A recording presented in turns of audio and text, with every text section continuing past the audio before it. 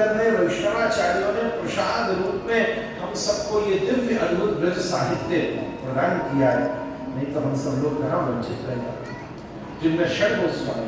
और आज बड़ी विशेष तिथि है, आज हमारे रूप गोस्वामी पाद का तिरुभाव उत्सव है। जो रूप सनातन रूप गोसाई जी आज ब्रज में बड़ा भारी उत्सव है, पर हम लोग आपको उत्सव, ये सब रूप गोस्वामी के ग्रंथों में ही, उज्ज्वल नीलमणि, अलंकार कौस्तुभ, जीव गोस्वामी पाद के ग्रंथों से ही विशेष रूप से हम आपसे ये सब तत्वात्मक विवेचन निवेदन करने। उज्ज्वल नीलमणि जैसे ग्रंथों में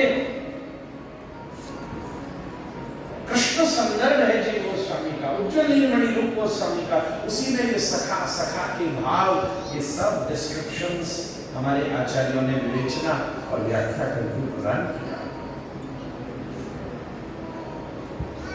काका, चाचा, बड़े भैया, ये सब शुद्ध सखा।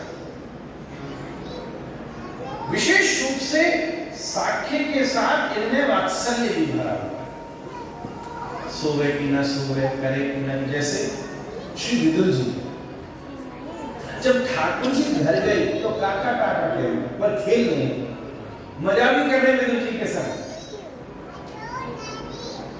और काका तुरंत द्वार पर पहुंचे, बड़ी जोर से दरवाजा खटखटाया, उस समय काकी स्नान कर रही, आवाज सुनते ही मुग्ध हो गए, जैसे तैसे जल्दी से कपड़ा डाल करके दौड़ी, द्वार खोला तो ठाकुर जी सामने। अरे अरे, दासों को स्वामी के द्वार पर खड़े अनेकों बार देखा है, आज स्वामी दास के बहुत देर तक निहारती रही। ठाकुर जी बोले, काकी दरवाजे को खाली रखेगी, भीतर भी बुलाएगी, आओ आओ आओ, बैठो बैठो। थोड़ी देर में ठाकुर जी बोले, भैया ये काकी बड़ी जोर की भूख लगी, दुर्योधन के मेवा त्यागे साग विदुर घर खायो रसिया।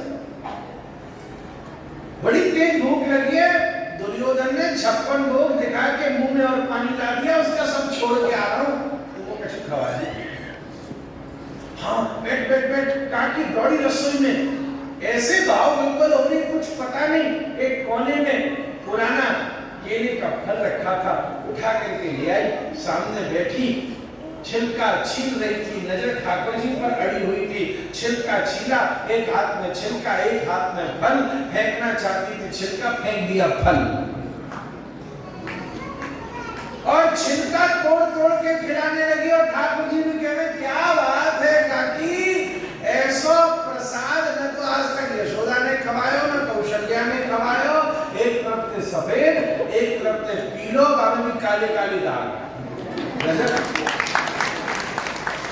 थोड़ी देर में विदुर जी आए, ए विदुरानी काकी बावरी हो गई है, क्या खवा रही है, तो बढ़िया प्रसाद। फिर ठाकुर जी बोले, काका खाए पी के हम सोएंगे, सोएंगे, ध्यान से सुनना, हम सोएंगे, सो जाओ, तो बढ़िया प्रसाद। ना ना काका, मैं तेरी गोदी में सोऊंगा, ये उनका सखा भाव, तेरी गोदी में सोऊंगा है, फिर माथा दबाओ, हाथ दबाओ, ये द्वारिकाधीश कर रहे, वृंदावन कर रहे होते तो दूसरी बात है, सिर्फ गोदी में सो। तो जब श्री ठाकुर जी सोए, पता उद्धव ने विदुर को कैसे पहचाना, सॉरी मैत्रेय ने विदुर को कैसे पहचाना हरिद्वार में, क्योंकि विदुर जी की जंघा पर ठाकुर जी के कुंडल का चिन्ह है। जब श्री ठाकुर जी सोए तो ठाकुर जी के सुंदर कुंडल विदुर जी की जंघा पर छप, और ठाकुर जी को ऐसी सजो के रखे, नहावे भी तो ऐसे करेंगे, ये कभी मिटे ना, ये ऐसे ही रहे। क्यों? बोले श्री ठाकुर जी ने मेरे शरीर में अपनी छाप लगा दी। जब दीक्षा हुए तो छाप लगाई जावे ना, तिलक करो, छाप लगाओ, श्री ठाकुर जी ने वो पर चेहरा बना लिया, उनके कुंडल की छाप मेरी जंघा पे लगी है, ऐसे ये सब बड़े हैं। अच्छा, एक और बात हम करें, ये जो सखा है वो ठाकुर जी को विशेष लाला कहकर संबोधित करते, ये मित्र नहीं बोलते, ये कन्हैया भी नहीं बोलते, चरण में ए लाला ने कितकू आया, लाला बोलने वाले सुनित सखा, लालन बोलने वाले वात्सल्य वाली सखा, इसे पता चल गया वात्सल्य वाली मैया लालन हमें प्रेम आ गया, लाला ने खड़ी भाषा है।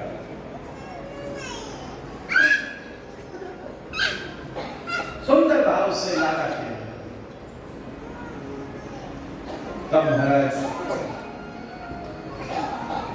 अच्छा, और मैया ध्यान देना, लीला के सुनाने में हम पहले गुण लक्षण को समझ लो। मैया इन सुहृद सखाओं के बल पर ही ठाकुर जी को गोचरण करने, ऐसे नहीं भेजते। जब मैया गौचरावन जई, सुधा जी ने पद लिखा कि लाला अड़ रहे, मैया मैं गौचरावन जाऊंगा, इसके बिना दूध रहते भैया हुई मरखनी गई है तो नहीं सोए तो के लगे तो काम होगो, अरे ना भैया मुकु गैया बड़ो प्रेम करें, ऐसा ना है देख ले। अब आनंद की बात दिखा तो एक गौशाला में बछड़ा गैया को दूध पियो, सो ठाकुर जी गए मोटू के बल चलते और बाप बछड़ा को मोड़ो हटाए तो खुद खनते मोह लगाए। आनंद की बात, अब वो बछड़ा आ गए तो ठाकुर जी हटाए के मोहर लगावे, ठाकुर जी आए इधर लगा के मोहर लगावे, तो मैया बोली अरे चार खन की गैया दोनों अलग अलग लगा लो। तो मैया ने बछड़ा को पकड़ के इधर से लग गए लाला और इधर बगल वाले थन में लग गए बछड़ा। अब देखी गैया मुड़ी और मुड़ करके बछड़ा ना चाट रही, लाला ही चाट रही है। मैया बोली हाँ गैया दोस्त प्रेम तो करे, मैया गौचरावन जई, मैया बोली ठीक है। और उसी समय वाले उम्र में बड़े मुखिया दाऊद को बनाया और उम्र में बड़े जिसमें मंडली भद्र, भद्रसेन, संग्रामजित, एक ग्वाली है जिनका नाम है युधिष्ठिर, ये अलग है, राधा कृष्ण कड़ोदेश दीपिका में ये नाम लिखे, वो युधिष्ठिर पांडव वाले अलग है। कई नाम एक से होते जैसे श्री रामा वृंदावन में भी है और पूरी भागवत जी में सुदामा नाम कहीं नहीं है। आपको बताऊं भागवत जी में पूरी कथा है पर सुदामा नाम नहीं है। श्री वंशीधर जी ने अपनी टीका में उनको भी श्री दामा नाम करके लिखा है, वृंदावन के श्री रामा, द्वारिका के श्री रामा। फिर बाद के संतों ने निर्णय किया कि श्री रामा करोगे तो भ्रम न हो जाए कि वृंदावन के हैं कि द्वारिका के हैं, इसलिए अर्थ में अंतर न पड़ने के कारण उन्होंने कह दिया ये श्री रामा और वो सुदामा। भागवत जी का नाम नहीं है। उसी प्रकार से युधिष्ठिर को मैया ने इन सबको बुलाकर, ये सब दाऊ जी के विशेष सखा, बड़ी उम्र के बड़े भैया के बड़ी सखा हुई और ये अपने साथ सदा लठधारी, सोखा लेके चले, आयुध लेके चले, शस्त्रधारी, और मैया इन्हीं के मन से लाला को ए तुम सब बड़े हो, ये बहुगुणी है, या को ध्यान रखिए। और छाट के जो कम से कम मरखनी गैया बने इकट्ठो करे, कब श्री ठाकुर जी को सब वाल ठाड़े हैं, इनके साथ गैया चरा भी जाओ और बड़े प्रेम से ये लाला लाला कहकर बोलते हैं। इसी प्रकार से ये सब भगवान के सुहृद सखाओं के अत्यंत दिव्य गुण हैं। ये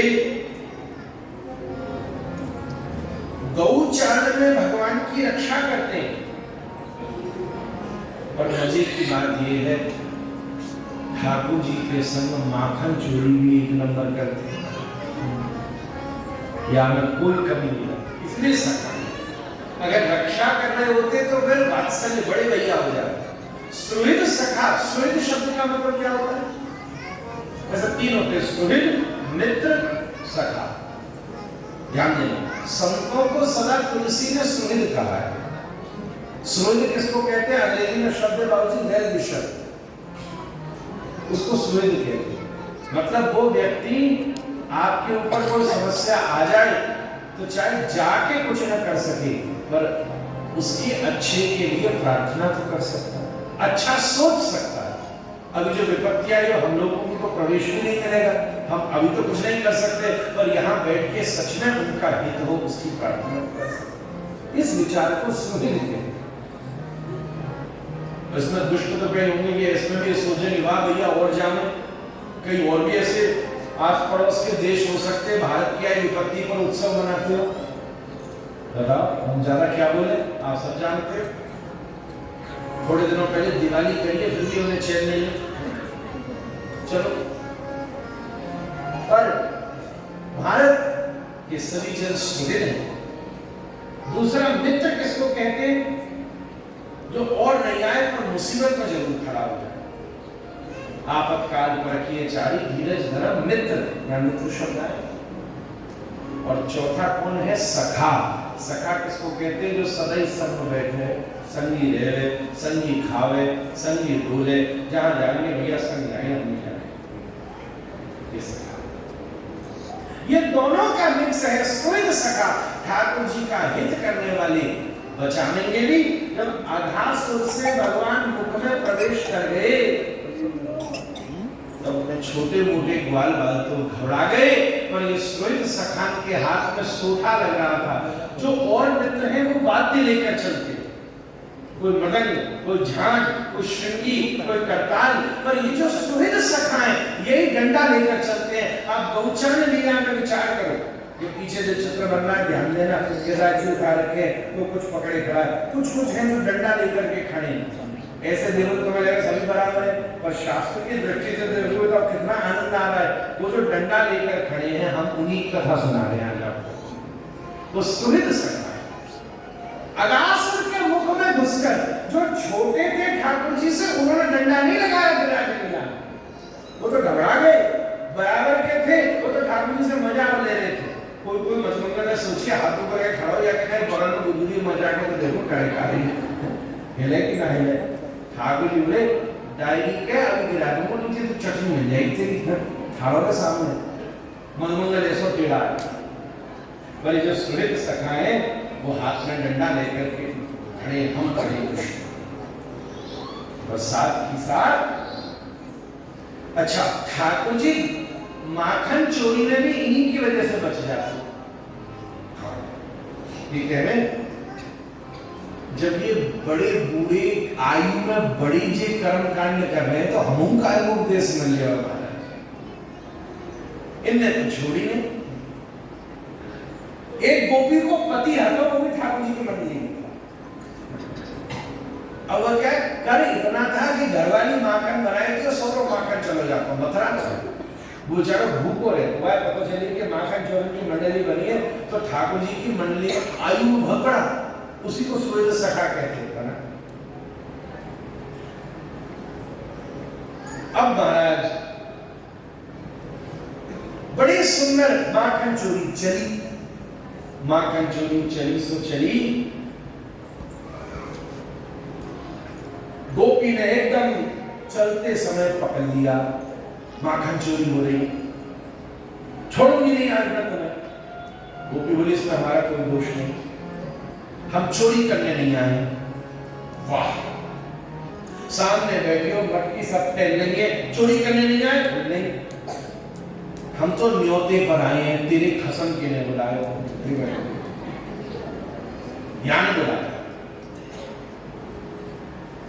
अब गोपी सोच के घूंघट कैसे वो सच में बुलाया। देखने में लग रही थी कि सब माखन चोरी कर रहे हैं, चुपचाप इधर देख रहे हैं और बगल में पति बैठे हुए। ठाकुर जी बोलिए तेरी संगति को असर है। तो वो जो लीला हुई कि स्वयं श्री गोपी ने कहीं ठाकुर तो मैं घर में बांध के जाऊंगी, कृष्ण गोपी ले गई तो हाथ छुड़ा के बीच में भाग गया। तो ठाकुर जी ने जैसे ही ठाकुर जी ये बांधो, गोपी गई तो पति है पहरेदार।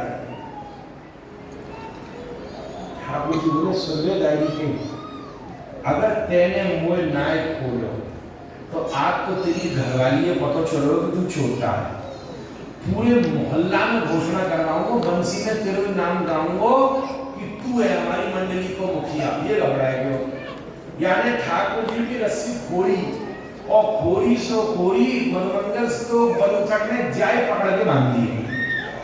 बोले तू घर में लेके आयो तो ना पता तेरी घरवाली कहाँ है? ये पति बदल पड़ो। इधर यशोदा मैया पहुंची, यशोदा मैया के पास गोपी पहुंची, आके वो छोरो रमा हाथ पकड़ो और मैंने पति फटकार के खड़ो कियो, वो पहले रानी कर रहे जैसे यशोदा मैया ही पता चली कि भाई को पति वालों फट। हाँ मैया बोली आज असली चोर है, महादंड में ले। हाँ मैया साची दंड दे, छोड़ियो मत यार। तो क्या दंड दिया जाए? मैया बोली हाथ में सोठा लेके या दो चार दे देते। ये मैया अपने लाला के प्रति इतनी क्रूर, मैं तो काम करूंगी ना ना, एक काम कर डरा दे। यानी हाथ में सोठा लेके डराने की कोशिश करी, सोई सामने से मुंह करके जोर से बोलो ठाकुर जी को मोड़ो भी मांग रखे करे जोर के तो आवाज पहचानी कि ओ हो मैं समझ रही प्राणपति ये तो असली पति खड़ो सामने। तब रोई। ये सब स्वेद सका।